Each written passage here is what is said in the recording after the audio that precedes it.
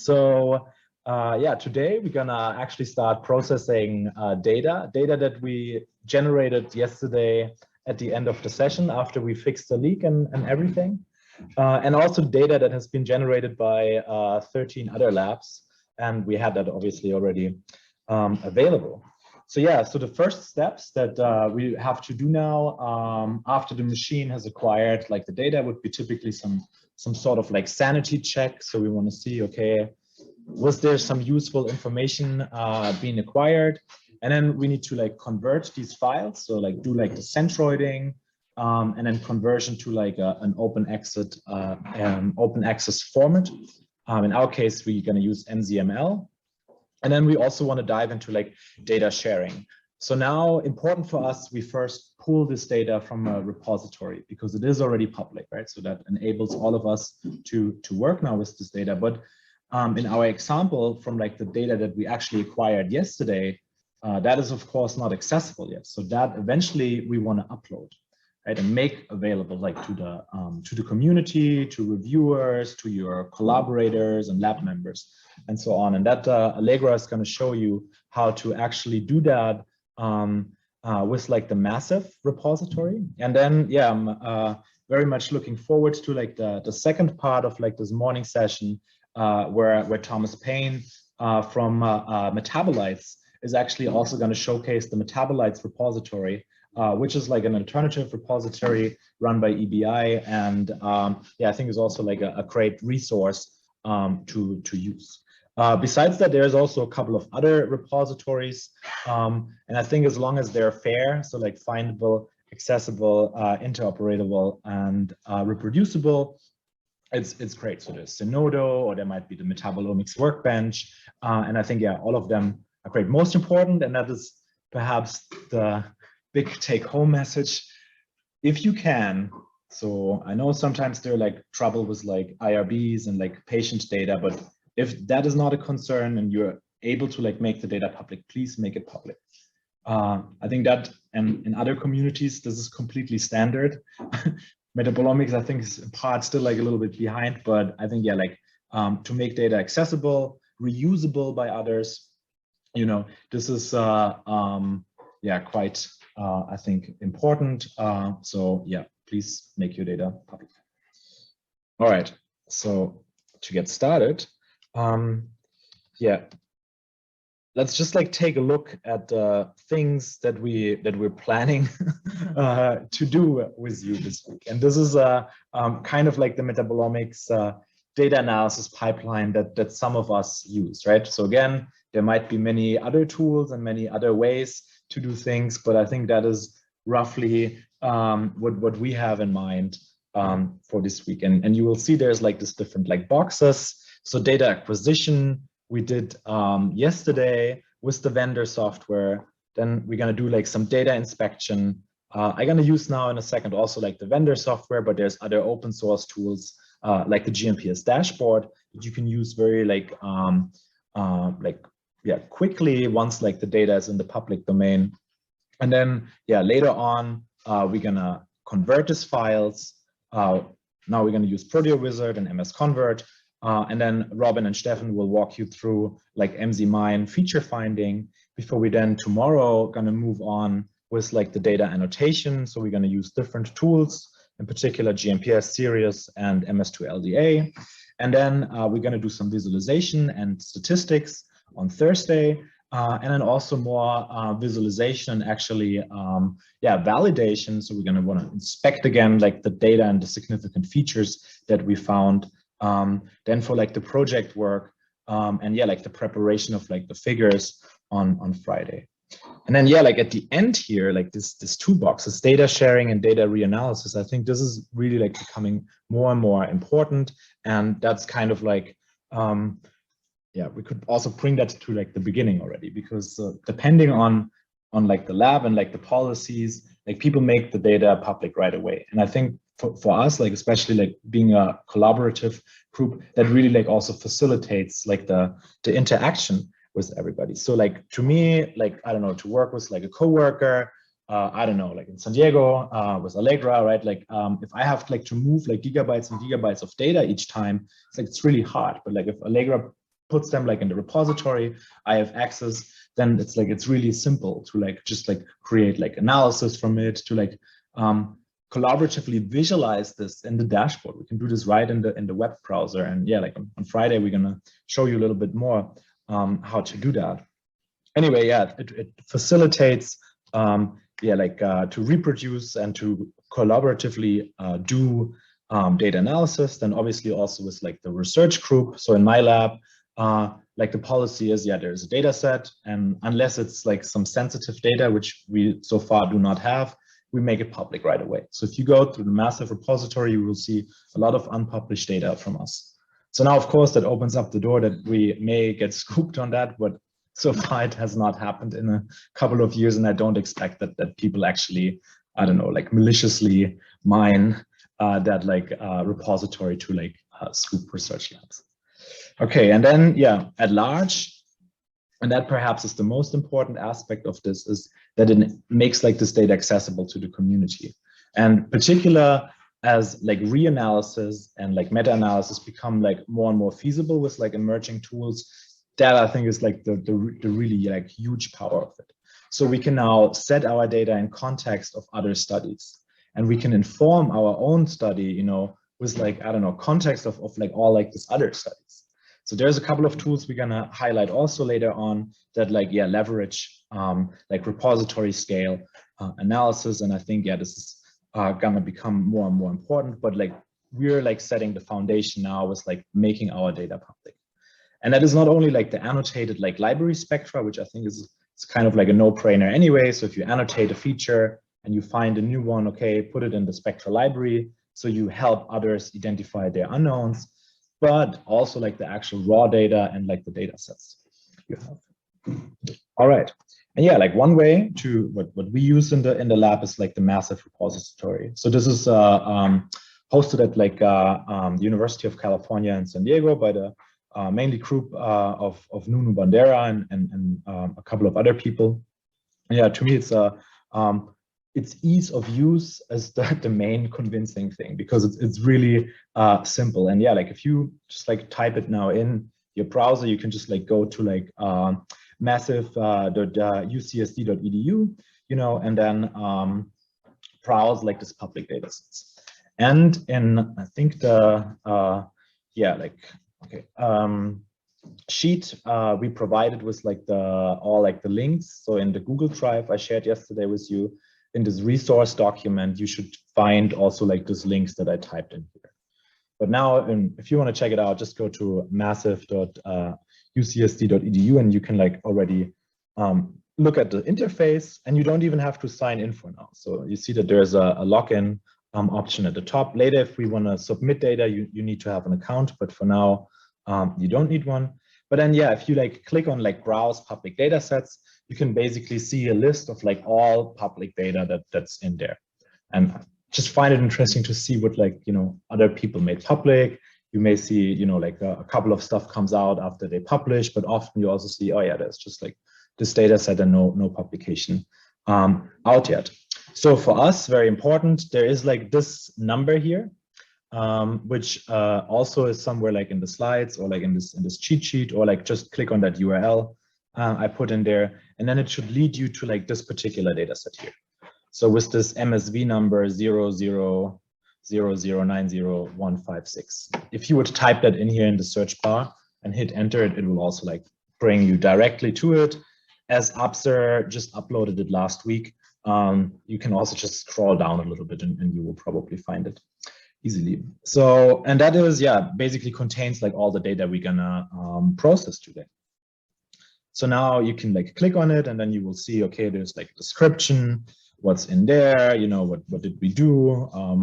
Typically, the more description, the better. We might have been a little bit sparse here, but anyway, yeah, it basically contains like raw and also NZML data from like this dilution series I showed you yesterday, divided in like the 13 different labs, which according to our participant sheet, you will see which lab you will be processing. And then there's this FTP link here at the bottom. And that is really mind-blowingly simple. So you just like copy that link and then paste it in like your browser. or in your Explorer with Windows, and how's it with Mac? You go to the setup like file sharing. Okay. Yeah, we can add to these slides to show for Mac. Yeah. Yeah. So with Mac, you can basically also just open that FTP link. Basically. Yeah, and then you basically will see, okay, there's like this big file structure, and apologies, it has been a little bit, I don't know, like there's a couple of like raw file folders ups are made. So you have to click through a couple of these till you then go to like this pos_MSMS folder. And then if you would like open one of these folders, you would see, okay, there's actually a couple of like .raw files. So this is the files we're actually going to start with today. There's also an MZML folder, or a peak folder, I think it's called. If you fail to like process the raw files this morning, you can then later on also just start directly from the MZML files. But yeah, to like get like the full experience, I would suggest to start with the raw files. And yeah, in case you're wondering where like all these links are again, so yesterday we shared this Google Drive with you, and there is this resources and also this participant files in there. And the resources file contains like all like the links, which you might see here, but you obviously cannot type them that quickly. And then very important, there's this participant list. And then if you open that, you will see that we assigned to each of you like a lab or a data set here, lab 1, 2, and so on. That is also then basically like the group with whom you will like work on this data set throughout the course. If you have not a lab assigned, let us know and we can just expand this list and add you in. But yeah, so now I would suggest that you try already downloading these files on your computer while we talk, and then if there's any problems, just approach us in the break and we will help you to get that onto your computer. But yeah, so now for me, importantly, I just gonna leave the presentation and go on the desktop, and then I'm just gonna start looking at the data. And here, so I just like picked now lab 15 and downloaded this already here on my desktop. You better put it in like some more meaningful folder structure, but for us here, yeah, I basically just like open it here and I can like see the raw files. So now one thing I like to do is I just want to like open those files and actually like look at the data to see, okay, is that something like useful, or yeah, what is going on here? And now I need to like open this with Excalibur in my case. So I downloaded that. Most of you won't have that software installed. So this is kind of like a step you can also do at like actually like the computer where we acquired the data, right? So let's assume I just run these on the machine and now I want to like, open it and just like take a look at it. And that's how it would look like. So yeah, this is basically like the LCMS data structure. So if you've not seen this before, this is kind of like what we would expect, because we know that this is dissolved organic matter. And that is probably one of like the most complex things we can like find in nature. So up here is like the TIC. So that's actually a chromatogram, but because there's so many peaks, you can't really distinguish any from them, and you just like see one big mountain. Also, it looks like that plaque here. Let's zoom in real quick. Because I get like the spiky peaks, right? That kind of like looks bad at the first moment when you see it, but then when you think about what we did, we run that in data dependent acquisition mode, right? So we do 1 full scan and then 5 MSMS, and the intensities are very different.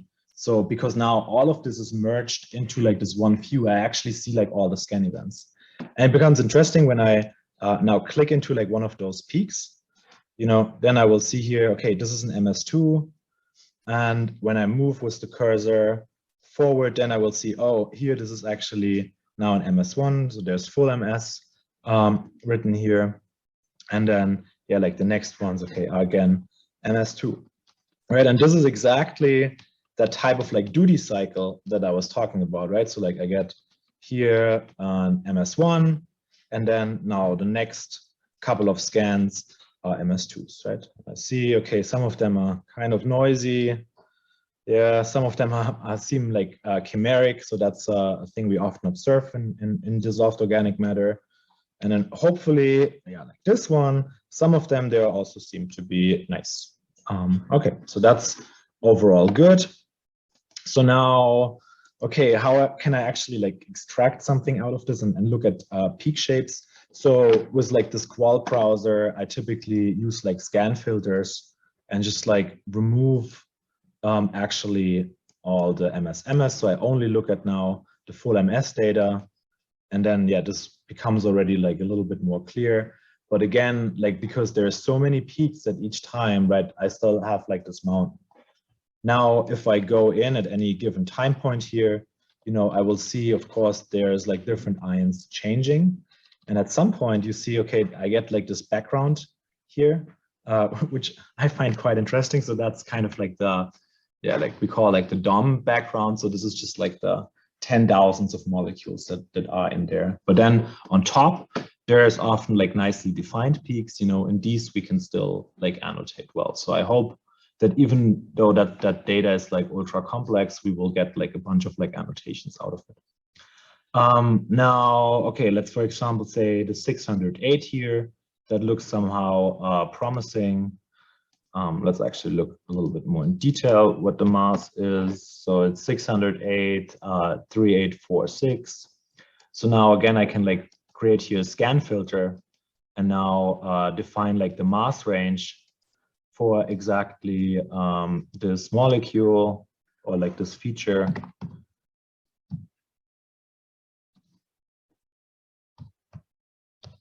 Okay. Oh, have to specify the decimals and also here the mass tolerance. So let's use 5 ppm.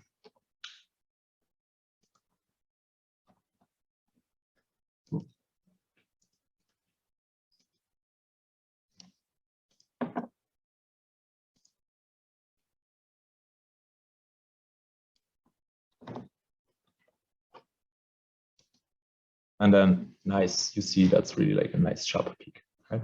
So lab 15 hasn't been us. I think it has been somebody at ETH in Zurich, but from, yeah, like that peak shape, I would say, okay, that's looks like good chromatography. We also see already a little bit the problem with the data points we mentioned yesterday, right? So now here, this is not smooth data. So if I zoom farther in, you will see, okay, I have one data point here. Let's actually see. Then I have another one here. I have one here in the middle, and I have one here, one here, one here, one here, one here. So yeah, it's more than 5. It's good, but it's still not perfect, right? But that's just like due to like the relatively slow duty cycle due to like the DDA method, right? So here, I would say that's borderline. That's still okay, but it's not great. So I don't know if Robin and Stefan can comment, but if we would have doubled the data points, it might be better, or I don't know, even triple or so, and that'd be much better. But yeah, so I think that from a first sanity check looks fine. Obviously, I hope that they also looked at the QCs before they uploaded the data and deemed it to be of high quality. So now they did not have this in the folder, so I could not check now the QCs. If this would be my own data, I would of course like check that as well. But yeah, so let's say, okay, that is good. So now I want to convert these files to MZML format. But before I do so, there was a question. Yeah, sorry, the QCs. Do you mean like you open all the QCs and look?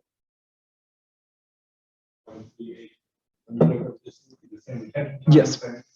Yes. Yeah.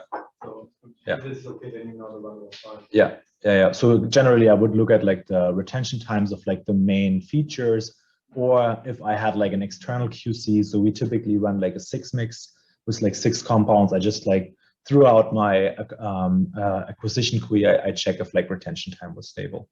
If you have an internal standard, you can also use the internal standard for that, or in studies where we did not have internal standards, we used like housekeeping features. So that's like features that we assume to be in every sample, right? Like, I don't know, like phenylalanine or something like that.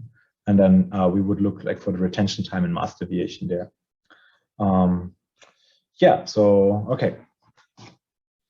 So if we think that is all good and we are happy with it, now we want to convert this. And now, okay, let's see if this works here. Okay, it's not integrated yet, so I might need to start this here. So I'm going to start MS Convert. If you integrate it into like your Explorer, you can also just right-click on the files and say convert with MS Convert. Here it was not the case, so I had to just like start the MS Convert GUI here, and then you will see basically like this interface popping up. And it's relatively simple, but there's a couple of caveats that we recently learned a little bit more about that I want to share with you. So yeah, first of all, we're gonna select now the files. So here I go to browse and then go to the desktop and then go here to like lab 15. And now I just gonna select all the raw files. Okay. So then they're like listed here. Now I need to set up here what I want to convert them to. And as I said, we're going to use MZML, but there's a bunch of other file types. So you can use MZXML or like MGF. That's also pretty common, mascot generic format. But yeah, like MZML, I think is like the most up-to-date one and preferred file format for both MZMine and GMPS. So we're going to use that.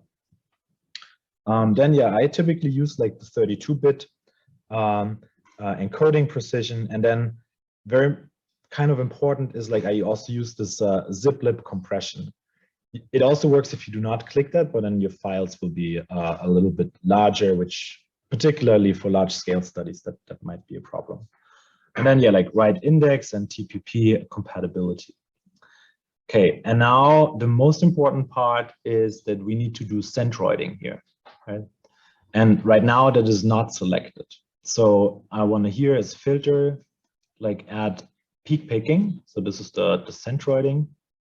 And then I want to select the vendor algorithm. And that is particularly more efficient than the MS Convert algorithm. So we could also use here the CWT, but yeah, it's not that great. So I would suggest to use like vendor here. And then, okay, they wrote it now here. It must be the first filter. So it must be the first thing in the row. I don't know why, but like if you do any subsetting also before and then put it second, then it will like fall back to like the algorithm from like MS Convert. And I was just like explaining this to Martin here with like the that little thing. So what centroiding does, right, is like if you have, let's say, an S peak here, you know, it will pick the top of the peak. And now, like, I don't fully understand what's going on under the hood here, but like what we observed was like the CWT algorithm is, and instead of like picking here like the middle, it just like picks exactly the highest data point. So I think it does not do like a nice fitting, you know, and then picks like here the maximum, but just like goes to like whatever is the highest data point, and that can have like mass deviation of, I don't know, what was it, up to 2 ppm?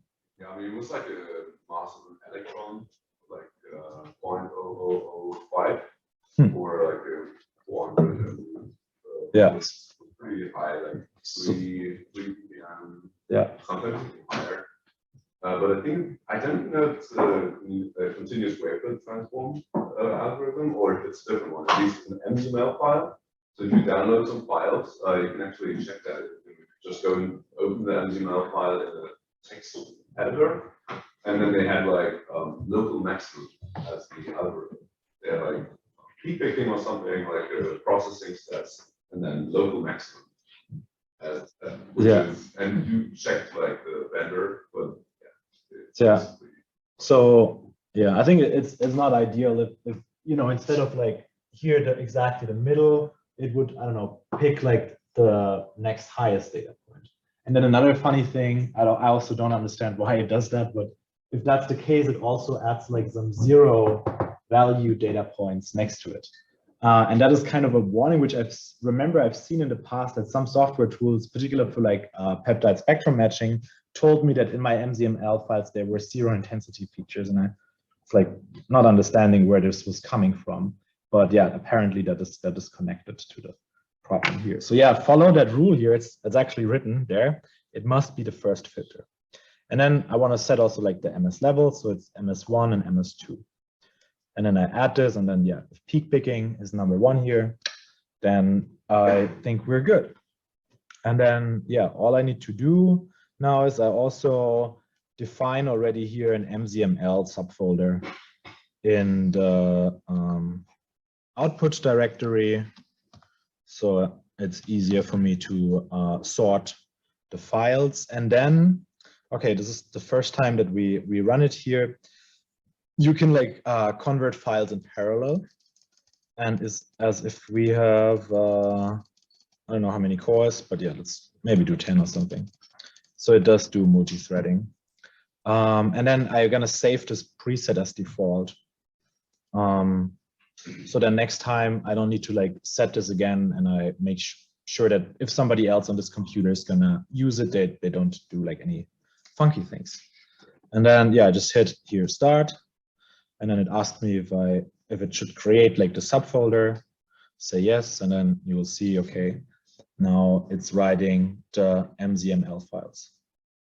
And hopefully this was a fast and painless process, which again, I know with some other vendor formats, it's a little bit harder.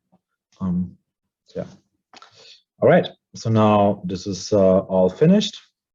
So I can just like close this. I can check here. Okay, now there's this new folder, and I have like all like this MZML files in here. Okay, and so now this is basically now ready to be either be processed with MZMine, or let's assume we just acquired this data and it's not in the public domain yet. So for us, the first step would be, okay, let's upload this to MassIVE and make a public data set out of it. And yeah, with that, I give over to Allegra, who's gonna walk you through that. All right, so hi everyone.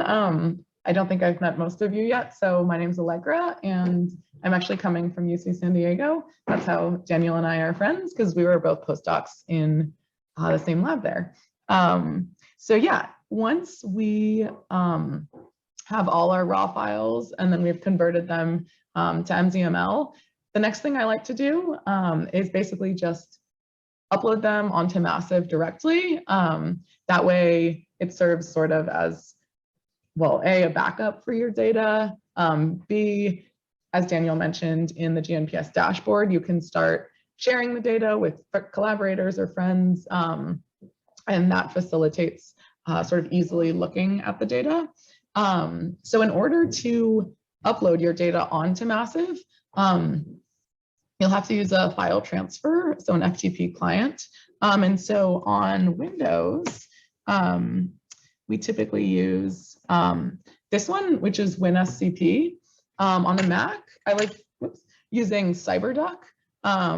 It's just a different FTP client, but they're both relatively user-friendly and pretty straightforward.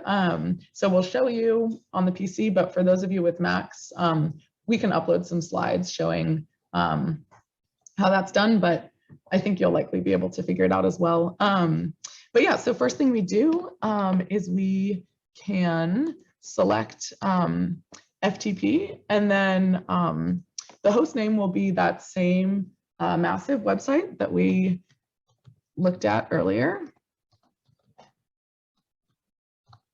Alrighty, so we can just type that in, and then in MassIVE, we each have our own login credentials, and so I believe each of you have made a login, and so I'm going to type my own credentials in here, but you can follow along and type your own as well. So All right, this is mine.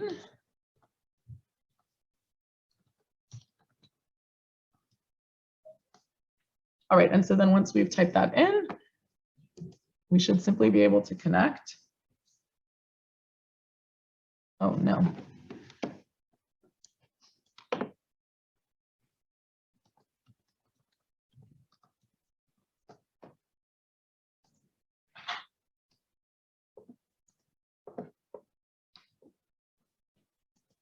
The German keyboard.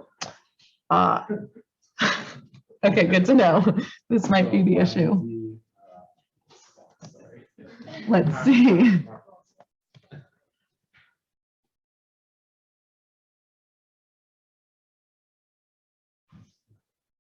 You want to help me with this real quick? I want to make sure I'm doing it right. Good to get the exclamation. If not, I can just log in. Yeah, maybe just log in on yours. Sorry, technical difficulties.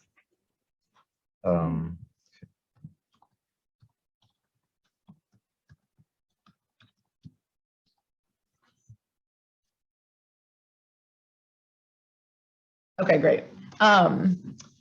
So thank you, Daniel, for helping me out. I'm not used to these keywords. All right, and so now basically what we see here is on this side we have this computer, and then here we can basically have our MassIVE, like our personal MassIVE FTP. And so here we can go to the desktop. I believe we put our data on the desktop, and then this is all the data that we just converted. Okay. So we have our MZML, and then we also have our raw files. So maybe it would be nice to just actually organize this so that we can put our raw folders in a file in a folder as well.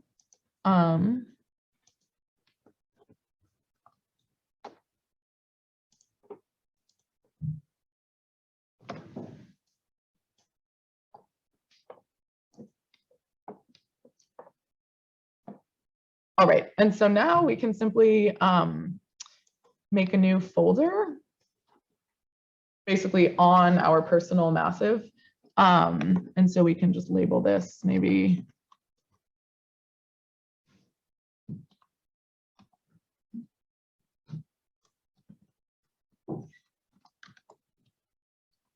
with a date, and then our lab number. All right, and now we can just simply drag our MZML folder over there, and it takes a little bit of time. These are really large files, you've probably noticed. So I'll wait for that, and then we can upload the raw. And then once that's through, oh yeah. Why is it necessary that you also upload the raw data, not only the MDML? Okay, yeah, that's a good question. So it's not necessary to upload the raw data. I personally like to, just in case, like let's say you had some issue with your file conversion, like maybe you forgot what Daniel was saying and your centroiding has gone wrong. Also, I like having the raw data because let's say maybe something didn't go wrong, but you wanted to reprocess it, then you have it there. Once you've processed the raw data into MZML, I don't think there's really any way to go back. No, it's really strong data reduction. Yeah, so sometimes you might also just want to look at the data in Qual browser, for example, if you're looking, I don't know, if you see something funny, maybe you want to look at sort of how the collection actually looked in the raw data, just in case something was changed. So I just like uploading it to have it, because typically once I upload my data, I'll delete it from the computer where I acquired it. Yeah. So like how long they store the data actually on the database? Is it like there is a policy that they say, okay, they store for 10 years or something like that? Yeah, I think they store it indefinitely. Yeah. Yeah. So once it's too much, right? Like I can use it as my all my data there, so I know. Yeah, there has been a very Yeah. important update recently. So that only applies to public data. So in your user account, so where Allegra just uploaded her stuff, you have a quota of 100 gigabytes now. Because there was a problem that users would actually use this as a data.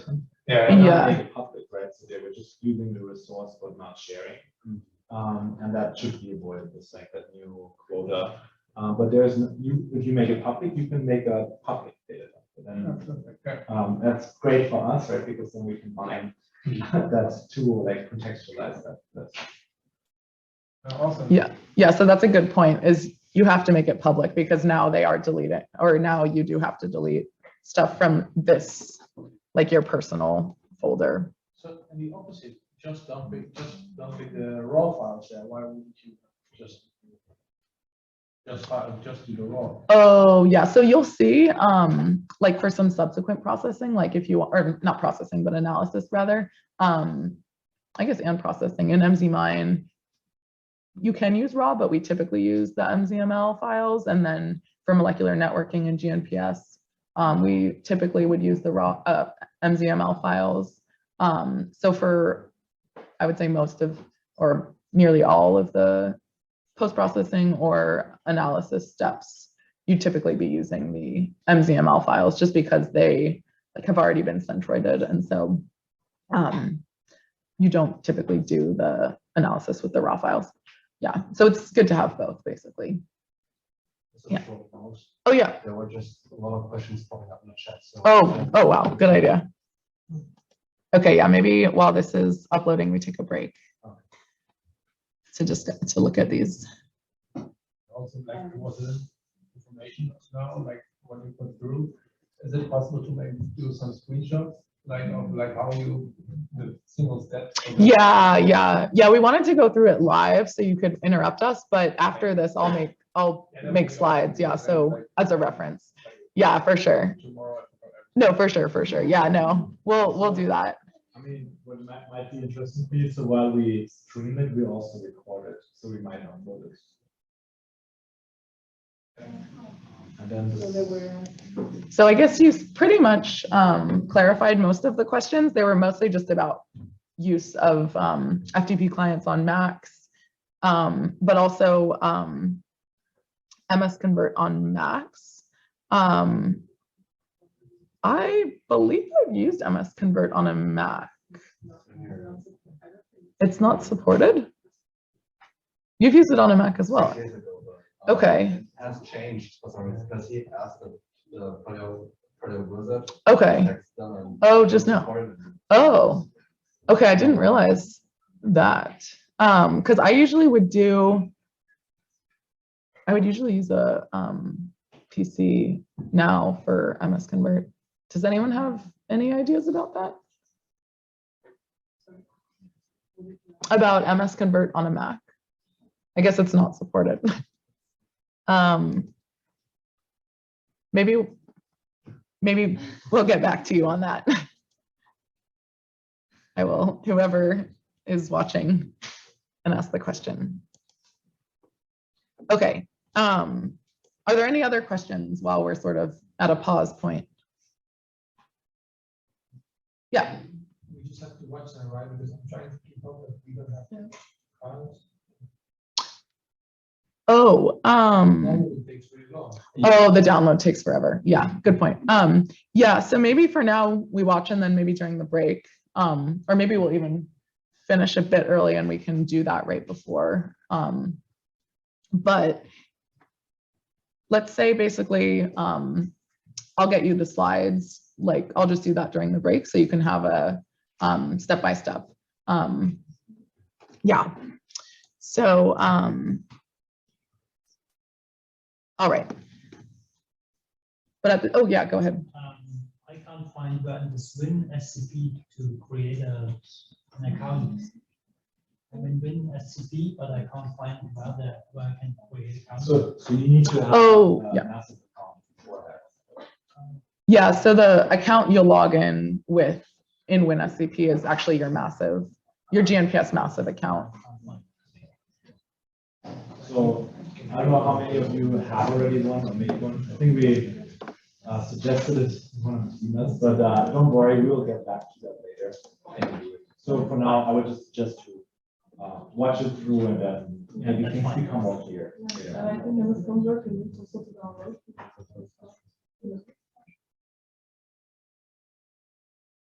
Oh, sorry for that. Well, I guess maybe we just watch for now, and then during the break, maybe you can grab a quick coffee, and then we're all happy to walk around and help you out. I think that's why we have longer breaks. All right, so yes, there will definitely be more time for hands-on, but maybe at this point, I can show you how once we have our files in basically this FTP space, our own FTP space, we can find it on MassIVE to actually upload it onto the data repository. So now we can go to the same website. Do you want to show me where they can Oh, sure. Yeah, so making an account is pretty simple. You can either do it on MassIVE itself or on GNPS, and it would be the same account for MassIVE and GNPS. That's one reason why we actually, or why Daniel and I think, like using MassIVE as our repository of choice, as opposed to some other repositories like Metabolomics, Workbench, et cetera, because we do a lot of analysis in GNPS, which you'll see later in the course, and MassIVE and GNPS, they basically talk easily with one another, or the most easily with one another. So yeah, if you would like to create an account, you can just click on that, simply register here, and then press submit. So in case you didn't have the opportunity to do that already, you can do that now. All right, so now I will have you log in. And so as you'll see then, we've added our data directly to the account that we use on MassIVE GNPS. And so you'll need to log in with the same account that you actually used for your file transfer protocol. One thing about choosing the password for your user account, make sure to remember it or write it, because I think there is no recovery option. When it's gone, it's gone. I didn't know that. So yeah, that's important to note. All right, so now we can simply scroll down and we want to submit our data, upload our data, but here it says submit data. We also have a variety of other options, like simply browsing all publicly available data sets, or even reanalyzing the public data, et cetera. So for now, though, we will submit our data. And clicking on that takes us to this workflow where we're simply going to add our files to a MassIVE data set. Okay, this is being a little bit slow. So yeah. Okay, here we go. So at this point now, we will create our MassIVE ID, and we'll, as Daniel showed you previously, we'll give it a title, and then we'll add a variety of metadata like species, instrument, PTMs, what lab this is from, et cetera. And this is important metadata. And then we'll also add a description. And one thing I would say is, like, it's best to have your description be like as expansive as possible for people to actually make use of your data. But let's say that you haven't published your data yet and you are nervous about someone looking at it, you can always maybe keep that more limited. And then when you publish your data, you can actually, you can modify that to make it more expansive at that point. I've talked to people who didn't want to make their data public because they were nervous about that.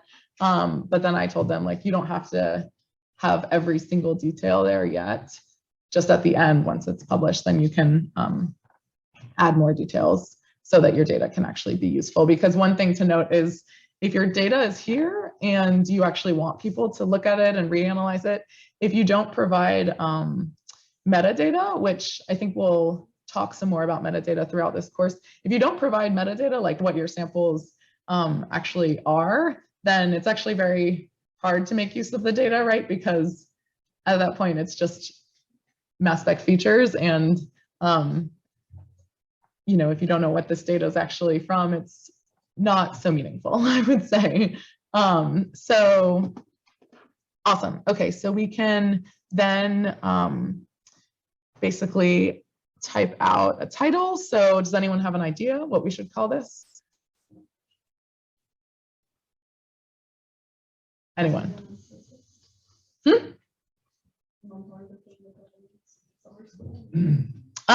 So that's a good start, but untargeted metabolomics would probably be pretty much every data set in this repository, but a good start. So maybe we say untargeted metabolomics, summer school, and then we say, yeah. And then we can maybe call it just DOM analysis. Oops. And this will be lab 15. Seem reasonable? Okay, great. And then species, we can say not applicable. Or okay.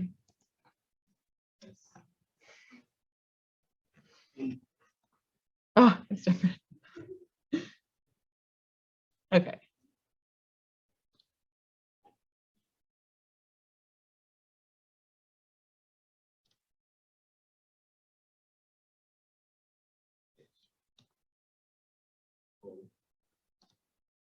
Okay. Excellent. So as you can see, it's a drop-down menu, so you can start typing. And okay.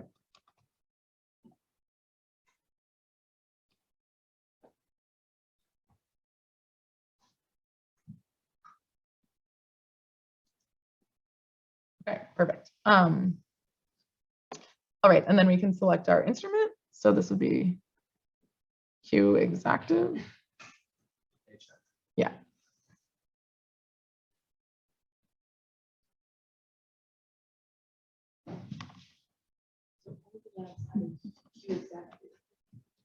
No.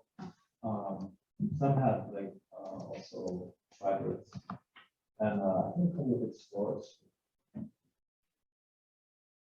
And then there was in the bigger study there was a bunch of other instruments. I think in the subset it's only all these. Yeah, so Q executive HF. And then PTMs, I think this one probably not applicable.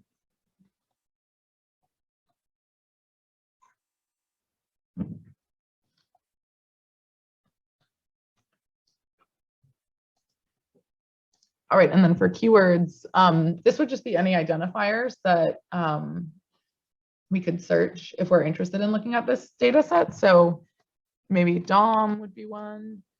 And then we could also just write out dissolved organic matter.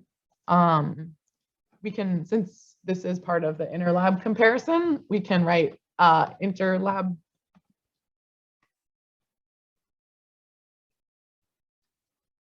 Comparison. Does anyone have other thoughts? Anything else to add maybe? Yeah, that's what I was thinking as well.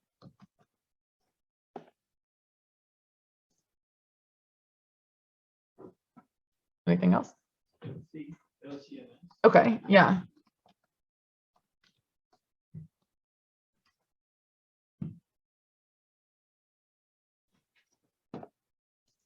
Yeah, sure.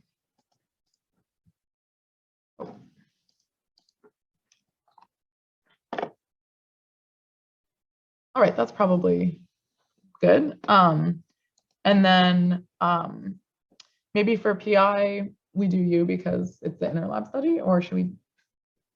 Cool.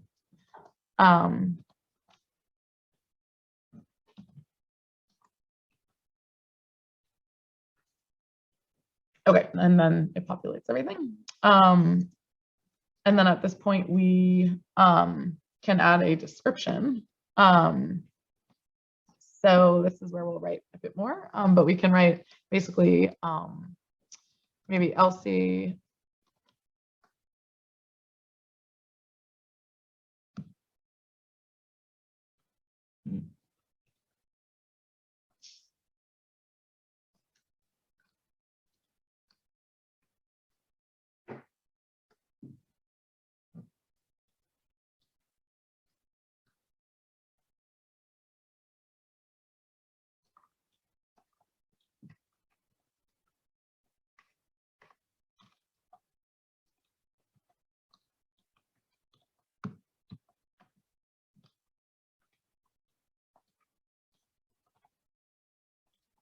All right, so we could probably write a little more, but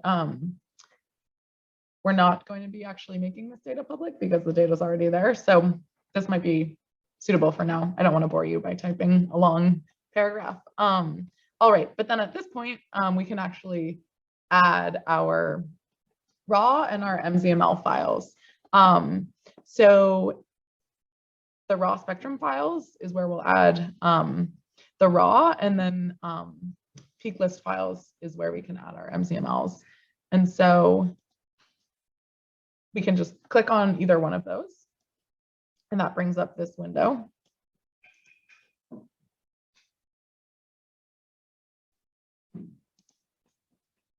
All right, this is taking a minute.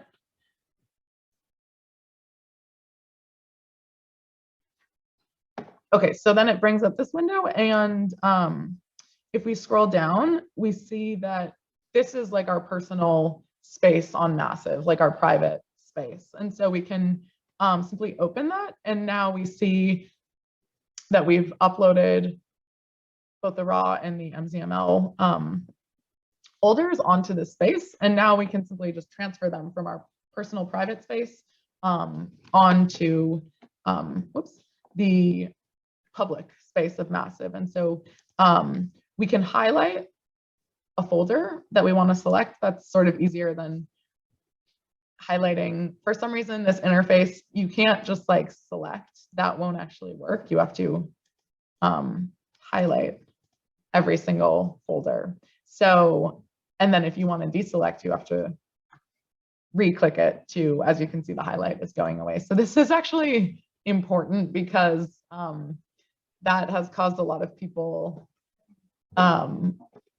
to actually be adding the wrong folders for their analysis. So that's why I would suggest just making a folder containing all your raw and all your MZMLs, so you don't have to select every single file. Of course, if you have 1,000 files, you don't want to be wasting your time doing that. So yeah, you can simply select your raw, and then you can click this button, and now you can double check under selected raw spectrum files. That's here. And then we can add our MZML folder here to selected peak list files. And then we don't have metadata for this lab right now. But if we did, we could add the metadata here. And then as you see, we can also add a variety of other things. For example, after we do our feature finding in MZMine, we could add that to supplementary files, for example. So I kind of like adding pretty much everything I have to the MassIVE the MassIVE data set, because then it's just all in one place. Anyone can access, if I've already done the feature finding, anyone can access that, etc. But for now, we've added our MZML and our RAWs. And so at this point, we can just finish our selection and we can confirm that we've added just the one folder we want and the one folder that we want for the raw spectra.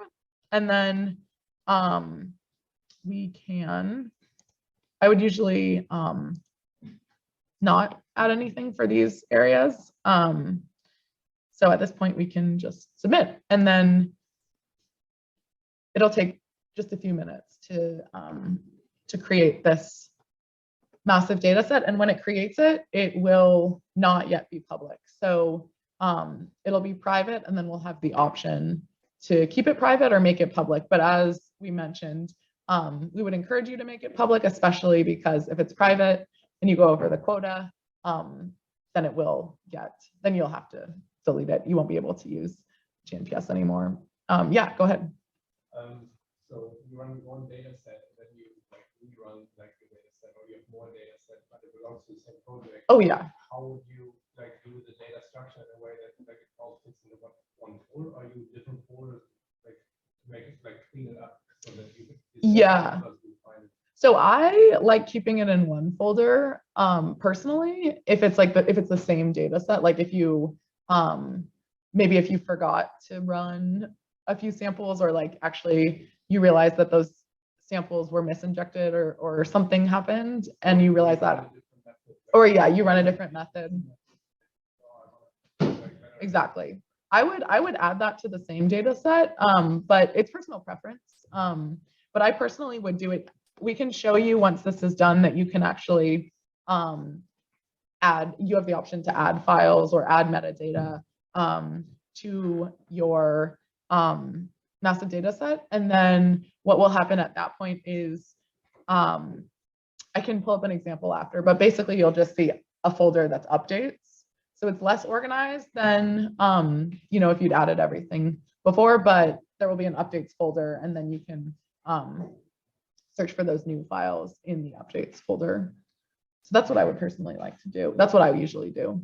So yeah, this is actually a really important point, and maybe to add on to that.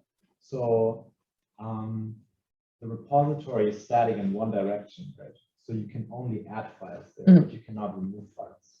This is important because you get the DOI, so digital object identifier, and then obviously you should not be able to like delete files after you created that. So once you make something public in there, it's public.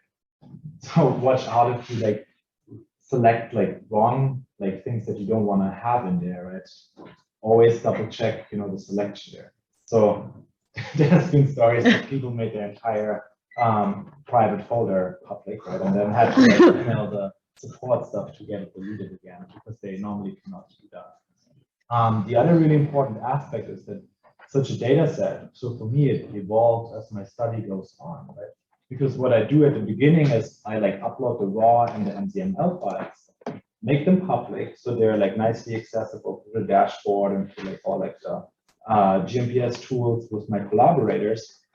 But then once I have like certain like analysis products, like the feature table from MZMine, the MGF output from MZMine, you know, or then like the results from GMPS, from Sirius, and so on, I will also upload them there, and then it's like all together in one data set. And maybe Allegra, you can quickly show this in a second. When you open a new job submission and just go to the file selection, so there you will see that there's actually multiple options to deposit different files. So there's like supplementary files, you know, there's like the metadata folder, and then yeah, we can actually like throw in like the appropriate files and like folders. So there's even, I think, because MassIVE is mainly used by the proteomics community. No, there's even like gel images and stuff that you could technically upload as well, right? So this really, I think, serves as a platform to be transparent, not only with your raw data, but also with your process data. And what will be really important for us, and perhaps I can actually show this really quick, is the metadata, because for our statistical analysis on Thursday, that's something we need. And when I go quickly back to here, again, so this is the public data set I imported here in the Explorer, right? If I would go back to the root and I would see, okay, there's actually a bunch of different folders already. There is already a metadata folder, right? So Absar also uploaded the metadata here for like the 15 labs. And then you would see, oh, there's actually here, lab 15 has already a metadata file. And that is really important. Let me open this with just with Notepad. It's just a text file, right? So you can drag and drop this hopefully into Notepad. Yeah.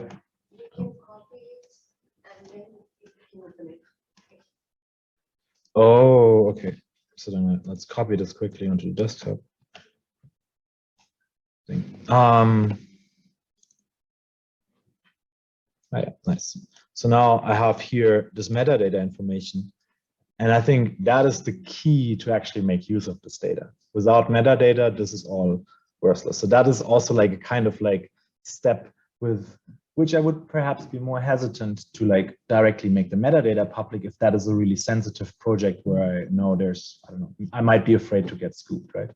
But then, you know, you don't have to do it right at the beginning, but you can do it at a later stage. And this files, this metadata that evolves, right? So like, I don't know, when I was like on a research cruise and we were, I don't know, getting samples from CTD casts, and there was like 20 other like research groups working on that same water samples and then sharing all their data. I maybe had like 100 columns here for like all like this metadata category. And this is all information about the sample, right? Then I get, I don't know, like chlorophyll levels, like salinity, pH, you know, whatever, you name it. You may get other very complex metadata, such as actually like community composition, right? So if we do in parallel sequencing, we get like an entire ASV table per sample, which for us in that sense could be metadata, right? So now, okay, this is a very simple example. We want to keep it simple for the summer school, but these metadata files, they can be quite extensive, and only through those, I think you can actually like analyze the data. I mean, unless it's only like an A/B question or something like that. But in any more complex biological setting, yeah, you will need that. So we wrote them all for you, so you don't have to create them. But if you now start working on your own data, you know, or you maybe have own data and you want to like add this, then yeah, for GMPS, it typically has like this type of format, and it's mainly important that the headers here need to be in a certain format.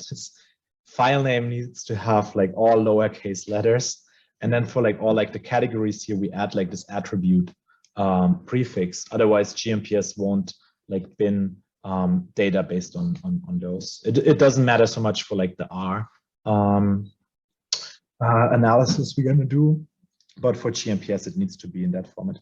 You can actually also open this in Excel, which maybe makes it a little bit nicer to look at, right? Let's see. There's also in the GMPS documentation, there's sort of an example metadata template. So when we make the step-by-step for uploading, we'll share that link as well, because metadata format has given lots and lots of people headaches, because if your metadata is not the proper format, then, or proper GNPS format, when you go to run a GNPS job, if that's the analysis pipeline you want to follow, then the job won't run. So, but yeah, basically you have like the file name in the front, right? It's exactly like the .mzml file we converted, and then here like just different attributes for these samples.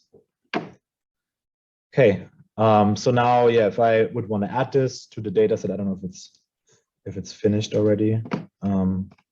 I can just go here back to MassIVE and check under jobs, and then we would see, oh yeah, nice. So this is finished, right? So it's done here. And then if I wanna now, yeah, look at it, then I can click on it, and then you will see here it's still private, right? So it's not visible to like the public. I can make here, click make public, then it will become actually public. So let's just do this now as an example, and then oops, it will now get here this green tag, so it's public. And if I want to add now this metadata, I can just like go to add files. There's also this add update metadata button. It's a little confusing because this only means that I can now change the general description of the data set. But if you want to add a metadata file, you would need to go to like add files, right? So let's say if I want to add another, now, I don't know, with metadata tag, then, you know, I could just like add this here and then update it that way. But that is not, you know, that is not adding that metadata file. So that just like adds the description here. So in order to add the metadata file, I would actually need to go to add files. And then I go back to that interface that Allegra just showed you. And then actually we can just quickly do it here. So I would drag and drop this metadata file now into, where is it? WinSCP. You know, and then now it's small, so it should be there rather quickly. And then when I go to now here, select files, I can select here this metadata file, and this should be now visible in my folder here. So here, metadata, DOM interlab lab 15. And now I can add it here to metadata, right? And finish selection, and then submit. And now, oh no, I have to add a description as well. I think it needs a minimum number of no.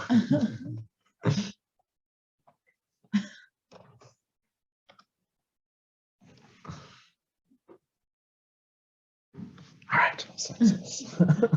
And now, yeah, it will write like an update folder within this data set, and now there will be also the metadata available. It will always create an update folder, so it's also kind of like visible that this was not added from the beginning, but was added at a given time point later on.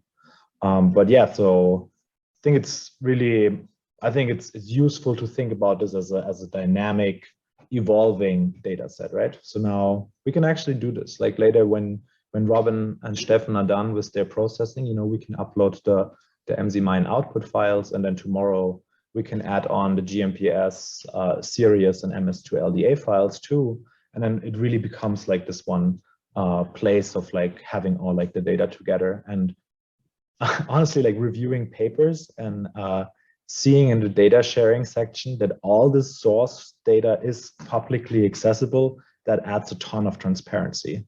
And that indicates that, first of all, like people like knew their stuff, and they're like actually care about that you can reproduce what they did. And unfortunately, often it's not the case. There's like some processing happened, and there may be a final output table in Excel, but how they got there, you know, it's kind of like a black box. I hope that this really adds transparency there. But yeah, cool. All right. There's a question online from you, if you can share some screenshots about Thanks Convert, because she missed the first 30 minutes, but I found online YouTube your own video about my Thanks Convert. Yeah. So there's a lot of material. Also on the GMPS documentation, there's a lot of like infos, and then we will make this recording from the summer school also available, so then they can just watch that. I'll do some Yeah. Awesome. Cool. Are there any questions?